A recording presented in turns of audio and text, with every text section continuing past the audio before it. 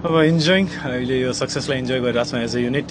last year चाहिँ अब त्यो सक्सेस आएको थिएन so we are not enjoying अहिलेको लागि वी आर इन्जोइङ ब्याटिङ चलेको बेलामा 220 रनै बनाएको थियो अनि ब्याटिङ चल्यो भने 125 पनि डिपेन्ड गरिदिने जबरजस्ती चाहिँ के हो यो म्याजिकल चाहिँ पोसिबिलिटी होइन आज कन्डिसनै त्यस्तो थियो किनभने आज बोलिङको लागि एकदम फेभरेबल कन्डिसन्सहरू थिए र ब्याटिङमा पनि स्टिल त्यो टोटल चाहिँ पोस्ट हुनु त्यहाँ भनेको एकदम आफैमा च्यालेन्जिङ पनि थियो र जुन तरिकाले अब हाम्रो माथिको क्रमले चाहिँ त्यो प्रेसरलाई सम्हाल्दै स्मल स्मल बिट्सहरूमा चाहिँ त्यो पार्टनरसिप चाहिँ बिल्ड गरिराख्नु भनेको हाम्रो लागि क्रुसल नै थियो तर लेटर अन चाहिँ अब बसिरले जसरी अब इनिङ खेलेको छ शुभम एन्ड देन एभ्रीबडी अब आजको गेममा चाहिँ हामी कसैको पनि एकदम ठुलो भनौँ न अब एकदम ठुलो इनिङ चाहिँ देख्न सक्दैनौँ तर यस्तो कन्डिसनहरूमा चाहिँ सानो 25-30 रनहरूले चाहिँ एकदम ठुलो म्याटर गर्छ धेरै दिन होइन चेन्ज गर्नु जाँदाखेरि त्यो जाँदाखेरि के थियो तपाईँहरूको प्लान चाहिँ भनेर चाहिँ अब सिम्पल थिङ कि अब त्यो सकेसम्म हामी 135 होइन कि हामी 120 रन डिफेन्ड गरिरहेको छौँ जस्तै तरिकाले चाहिँ हामी गइरहेको थियौँ अगाडि र अब hats off to everybody because जसरी नरेनले चाहिँ अल अफ ए सडन आएर कहिले आफ्नो लाइफमा चाहिँ आई डोन्ट नो अब if he has bowled in power play or not but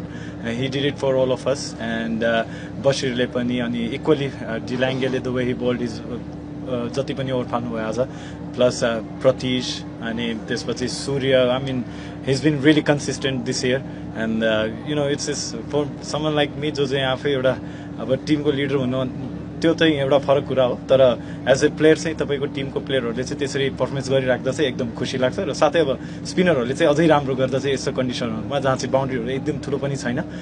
त्यसमा चाहिँ अब जसरी सूर्यलाई जसरी मैले हेरिरहेको छु हिज बिन डुइङ भेरी वेल आफै पनि स्पिनर हुन्छ तर आज जनकपुरले चाहिँ टस जितेर जसरी उनीहरूले बलिङ चाहिँ गर्यो होइन 16 ओभरसम्म चाहिँ स्पिनरलाई युज गरिरहेको थियो त्यतिखेर चाहिँ ठ्याक्कै के सोचेर लाग्यो छैन अब कन्डिसनै त्यस्तो थियो यदि म पहिलो बोलिङ गरेको भए म सायद 20 ओभर स्पिनरहरूलाई फाल्न लगाउँथेँ होला होइन 1 ओभर चाहिँ यताउता कसैले फाल्न सक्थ्यो मेबी म प्रतिशलाई पनि आएर आज स्पिन फाल्नुपर्छ है भन्ने चाहिँ मैले मजाकमा चाहिँ भनिरहेको थिएँ तर होइन अनिलले चाहिँ एकदम राम्रो ट्याक्टिक्सहरू चाहिँ युज गरेको हो त्यति बेला अब हेयर एन्ड देयर 1-2 ओभरमा डेथ ओभर्समा रनहरू चाहिँ आइहाल्छ जुन चाहिँ हामीले बेनिफिट भयो लास्टमा अनि त्यसलाई चाहिँ लेटर अन हामीले चाहिँ as a bowling unit capitalize गर्यो हामीले हेर्दाखेरि चाहिँ त्यो 70 ओभर चाहिँ टर्निङ पोइन्ट भयो जस्तो लाग्यो तपाईँ आउनुभयो होइन विकेट भयो एउटा वाइडमा 1 रन भयो होइन बटल चाहिँ त्यो चाहिँ ओभर भयो हामीलाई टर्निङ पोइन्ट लाग्यो यहाँलाई चाहिँ त्यो टर्निङ पोइन्ट हो आज जस्तो लाग्छ होइन अब त्यो टर्निङ पोइन्टसम्म चाहिँ अरूको जति योगदान छ त्यहाँसम्म पुर्याइदिनको लागि उहाँहरूलाई पनि नबिर्स्यौँ होइन सबैजना प्लेयरहरू इक्वली इम्पोर्टेन्ट हुन्छ एउटा टिमको सक्सेसमा एउटा टिमको जितमा र जसरी उहाँहरूले चाहिँ सबैले त्यो सेट गरिदिनु भएको छ टोन मेरो लागि सजिलो बनाइदिनु भएको छ बिकज यो टिम गेम हो एकजनाले मात्रै चल्ने होइन सो मेरो लागि चाहिँ